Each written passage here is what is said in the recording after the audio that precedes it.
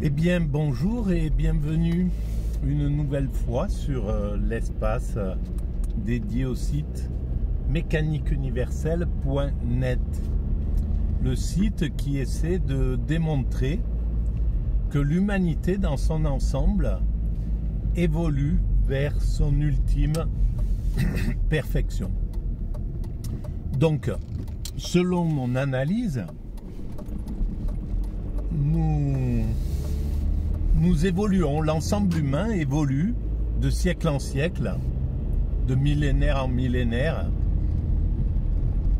vers une finalité déterminée et précise. La paix universelle, un fonctionnement totalement universel, donc en fait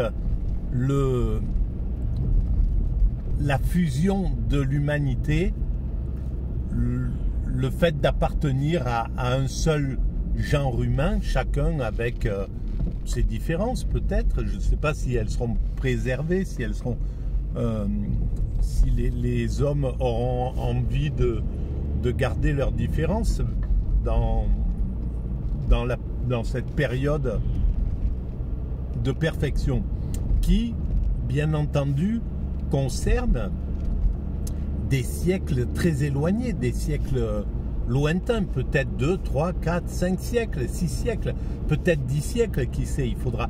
On ne peut pas, par contre, pour l'instant, on n'arrive pas à se faire une idée de combien de temps l'humanité pourrait mettre pour atteindre cet état-là. Il est probable que le jour où les scientifiques s'empareront de ce point de vue, de cette possibilité, qui a déjà été vue dans les siècles passés. Au 19e siècle, des philosophes avaient une vision comme ça, idéaliste, on va dire, de l'évolution. Et puis, le 20e siècle a oublié tout ça. On est passé sur du matérialisme un peu brutal et un peu borné. Il fallait passer par ce moment, quoi. C'était un moment. L'humanité ne se trompe pas dans son style d'évolution. Quand elle sort un peu du spirituel, par exemple l'Occident se détache du spirituel, c'est pour une raison sous-jacente qu'on a du mal à voir, à percevoir, mais qui était importante. Il fallait que les scientifiques mettent à distance le religieux, le spirituel, pour pouvoir se sentir libre de penser, etc. Mais bon, ça a été juste une période, c'est un temps de l'évolution. Évidemment, les cycles changent. Il y a eu des moments où on était, on le voit, des pays ont été en guerre, puis ils ont été en paix, puis ils ont fusionné, puis il y a de nouveau des guerres, etc. Donc les choses évoluent comme ça. Et donc on va vers selon moi, selon mon analyse, l'humanité dans son ensemble va vers la paix universelle, la fraternité absolue, et donc un fonctionnement totalement universel, ce qui veut dire que l'ensemble humain aura dû apprendre le respect, les mêmes codes de vie, c'est-à-dire le respect absolu d'autrui, le fait de ne pas lui mettre la pression, de ne pas être en agressivité envers l'autre, et donc d'être en gros des agneaux pour autrui et non pas des loups. Voilà. Et curieusement, les grandes religions monothéistes ont perçu cette évolution. Quand dans l'Apocalypse, il est écrit le loup se couchera avec l'agneau, l'enfant dans le nid du serpent, etc., etc. En fait, il dit qu'il n'y aura plus symboliquement, il explique qu'il n'y aura plus les pulsions, il n'y aura plus les hommes ne seront plus des loups pour les hommes. Et donc, on en aura fini avec cette violence. Mais ce qui est difficile à comprendre, évidemment, c'est l'intérêt qu'il pourra y avoir à cette arrivée. Alors, on ne peut pas complètement, on peut l'imaginer, mais on ne peut pas savoir l'état d'esprit dans lequel les humains dans 5 ou 6 siècles, comment ils réagiront. C'est pas possible. Pas plus que on pourrait vivre la vie que vivaient les Romains, la vie que vivaient les Grecs. C'était pas possible, même si il y avait par certains côtés déjà une société qui était bien acclimatée, etc., qui était assez paisible. Mais globalement, quand tu étais jeune, tu partais à la guerre. Il y avait la période de la guerre. Chaque année, il fallait partir pour devenir un homme. C'était, voilà, par exemple, il y avait des esclaves par nature. Il y avait c'était un monde sans pitié, etc. Maintenant, on ne pourrait pas s'imaginer l'évolution qu'il y a eu entre voilà, les enfants actuels et les enfants des Spartiates, où il y a tout un monde, quoi. Donc, cette évolution, elle est difficile à concevoir, déjà parce que nous sommes en 2024 au spectacle d'un monde dont on voit bien que les pulsions humaines sont une sorte de moteur de l'humanité. C'est pas la bienveillance, l'amour, la fraternité, le désir de paix qui prédomine. On le voit bien, même à l'échelle individuelle. Voilà, on n'est pas... On le voit dans un village, le nombre de tensions qu'il y a entre des voisins, c'est incroyable. Quand on roule sur la route, s'il y en a un qui fait un petit écart, c'est tout de suite des aboiements. Donc on est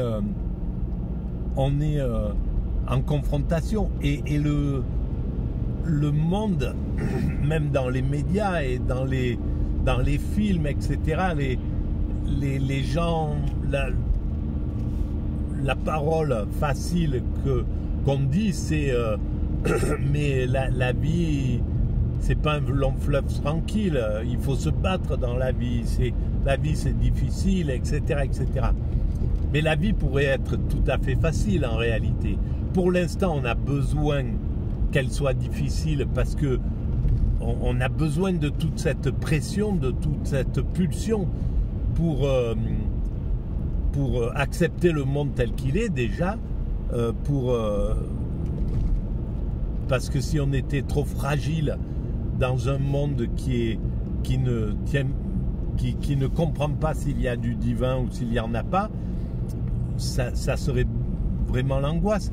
Bien souvent, on a pu le mesurer quand on est en couple et qu'on est dans des relations un peu où ça fight un peu, où ça se dispute, et qu'on essaie de passer sur quelque chose de l'amour, ça met presque les gens en dépression parce que ils comprennent plus, ils perdent leurs repères et ils n'arrivent plus à défouler des choses profondes. Donc on on ne peut pas imaginer ce que serait un monde où chaque être humain n'a que de l'amour pour autrui, quoi. Où il n'y a plus du tout de violence, plus du tout d'agressivité, plus de jalousie, plus de désir de s'affirmer aux dépens d'autrui, etc., etc. On a du mal à se projeter là-dedans. Mais comme les humains de 1600 ne pouvaient pas se projeter dans ce que nous sommes en train de vivre.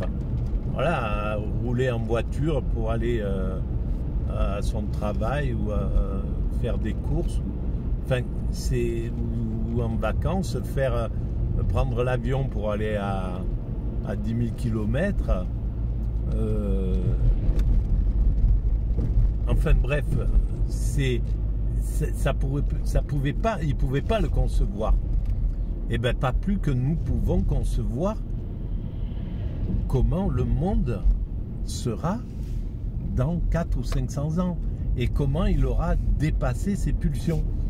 On voit bien qu'on est capable de dépasser ces pulsions. On voit bien qu'on commence à parler d'enseignement de l'empathie, d'essayer d'apprendre aux enfants à ne pas être violent à respecter les animaux, à respecter autrui, à respecter leurs petits camarades, à ne plus être raciste, etc., etc.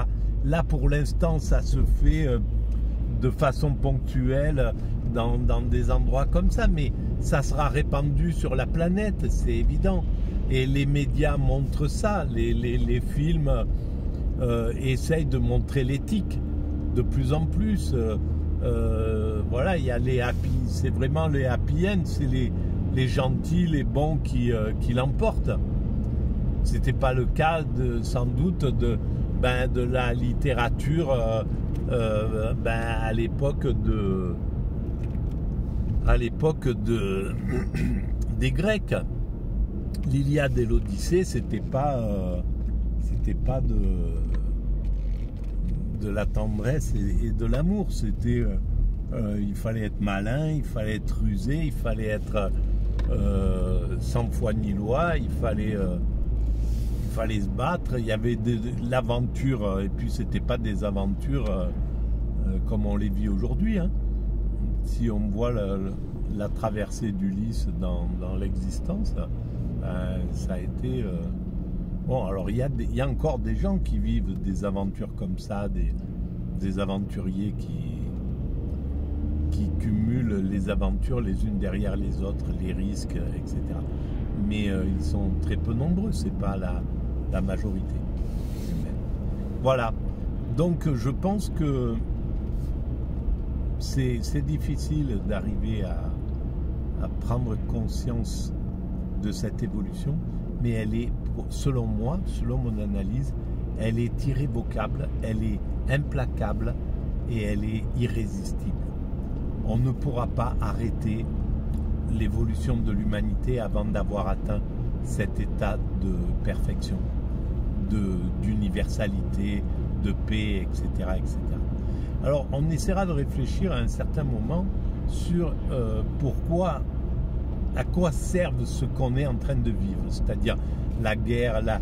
Là ils sont en train l'énergie créatrice, elle parabloque dans la création d'armes les plus sophistiquées pour tuer l'autre sans se faire tuer. Et à quoi ça va servir? Parce que bien souvent, les inventions militaires se sont retrouvées après dans la vie courante, et ça a été utilisé pour la vie ordinaire. Donc là, ça serait intéressant de comprendre qu'est-ce qui va se passer derrière, pourquoi on en est là, pourquoi on est reparti dans une sorte de surenchère militaire, de remettre des milliards dans l'armement, donc la destruction, plutôt que dans l'éducation, la fraternité, etc. Pour quelle raison? On essaiera de voir ça dans une autre vidéo. Voilà. Je vous dis à bientôt. Je vous remercie de votre écoute, de votre présence, de vos passages sur la mécanique universelle. Si vous pensez que cette vision atypique a un peu d'intérêt pour la collectivité, vous pouvez mettre des pouces, vous pouvez vous abonner, ça augmente la visibilité, vous pouvez envoyer le lien à vos amis, à vos connaissances, si vous pensez qu'ils peuvent être susceptibles d'être intéressés par ce genre de vision. Et puis vous pouvez